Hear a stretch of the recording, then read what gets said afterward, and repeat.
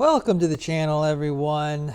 Well, what am I up to today? Well, I got another piece of equipment for the Ranger 1500. I've actually had this, and I usually move it to every Ranger that I've ever gotten. It wasn't on my 1000, it was on the 6x6. But yeah, I've got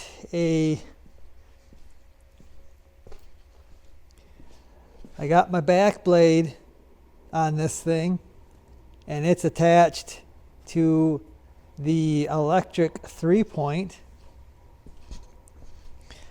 Again, that thing has been on just about every Ranger I have owned, and I don't know how long I've had this thing. 15 plus years maybe, something like that. It's been a long time. But the blade here is actually it's from a tractor. It was just a regular back blade, and I kind of turned it into a box blade. I added the ends on it, so it's like a box blade. No, it's not a Polaris blade. I put the Polaris sticker on there after I painted it. But I added these side plates, and you can see there's a brace in there. I just was worried about it bending, but it's pretty thick metal. So I kind of turned it into a box blade. I took off all the tractor stuff, and I had to turn it into a Category 0 3-point hitch, which is what this is. It's very small. It's not even a Category 1. I believe it's a Category 0. So it's very, very small. So I made all this, and then I run the brace back there. I probably should have cut all this off because it's actually a very heavy blade. And up until now, this blade has actually been too heavy for all my other Rangers. But actually, this Ranger 1500 doesn't even know this thing is back there. I think it moves down a slight bit, but the blade, it's not too heavy for the Ranger 1500. So I guess I made this blade 15 plus years ago, waiting for the Ranger 1500 to come out. So that's the blade.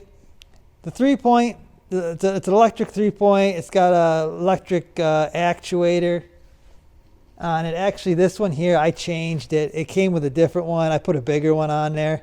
The other ram was kind of struggling with this heavy blade, so that's why I put this other ram on it.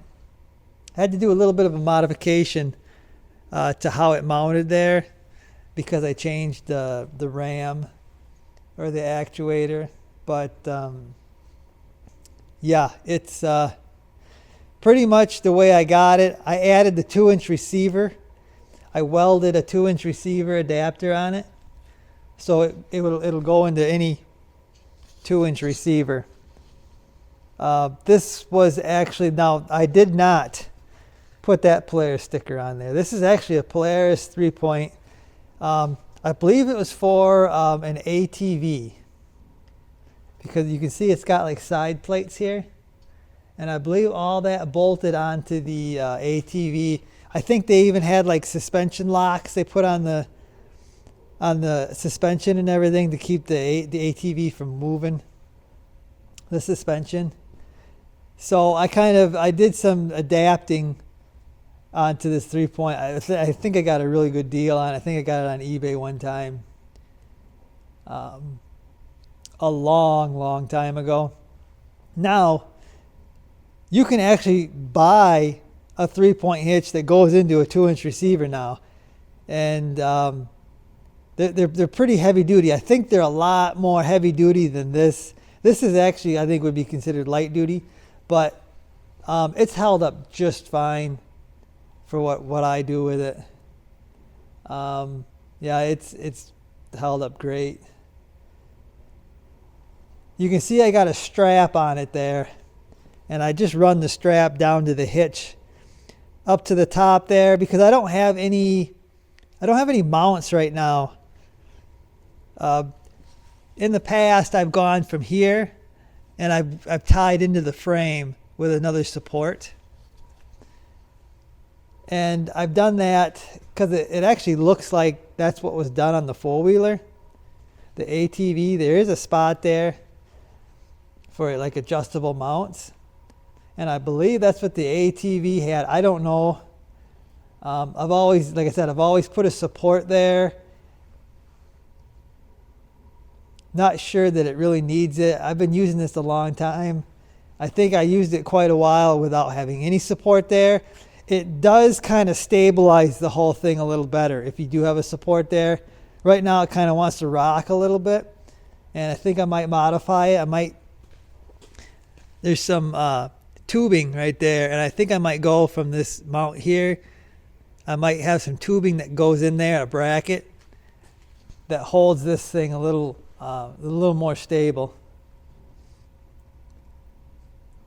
But I want to get this thing out and test it. I have not tested it yet. I want to get it out, test it. Right now it's raining. It's really hard to grade when stuff's wet. You gotta let it dry out. If it's damp, you can grade a little bit, but if it's like really wet, it's just horrible grading.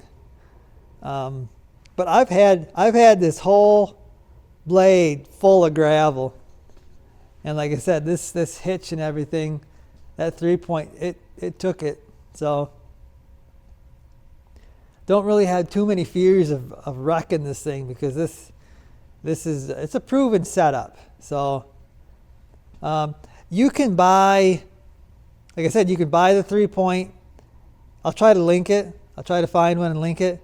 You can buy back blades. They're not going to be near as heavy duty as what I have here. This is a real tractor and it's heavy.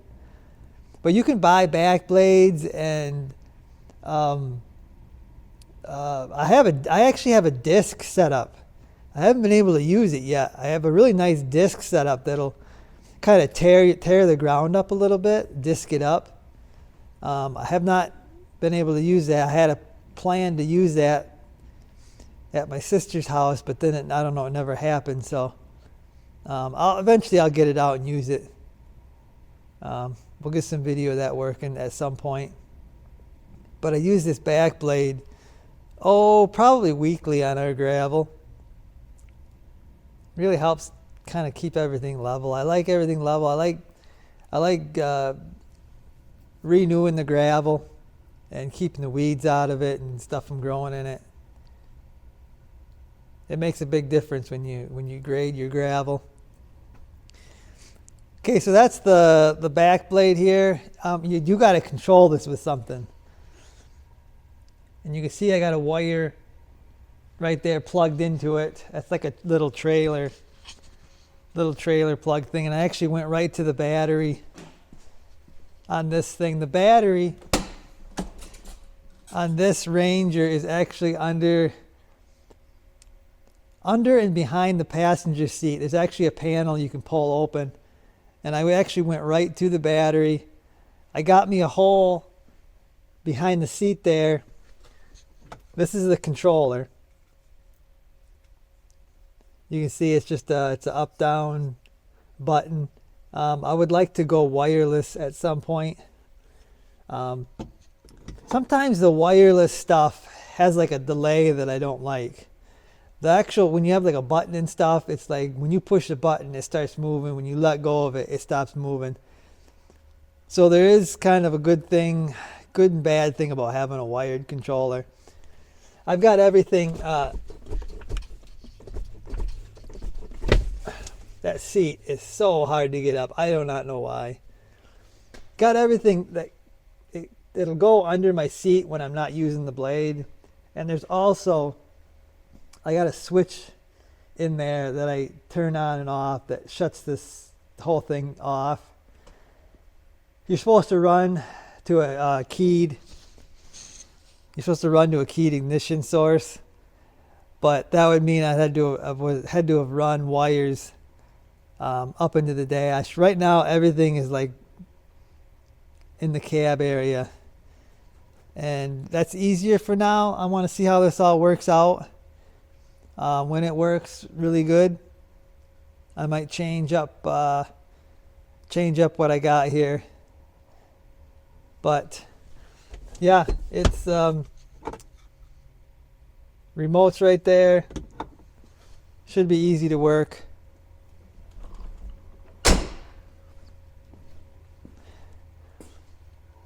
So yeah, I'm excited to see how this does with this blade. I think it's going to do pretty good. This is probably the most heavy-duty machine, the most heavy-duty Ranger that has come out. And I feel like this type of work is exactly what this 1500 was made for. It plows snow like nothing. So yeah, I think it's going to work this back blade good, really good. So anyway, that's it, guys. Hopefully you enjoyed the video. I've gone through this 3-point with several of my Rangers. If you want to go look back or search my channel for Ranger 3-point hitch, you'll probably find all the videos of this installed on several different Rangers and actually being used on several different Rangers. So shortly I will have a video of this using the electric 3-point and the back blade. But until then, you got this video. So that's going to do it for this one, guys. I'll see you.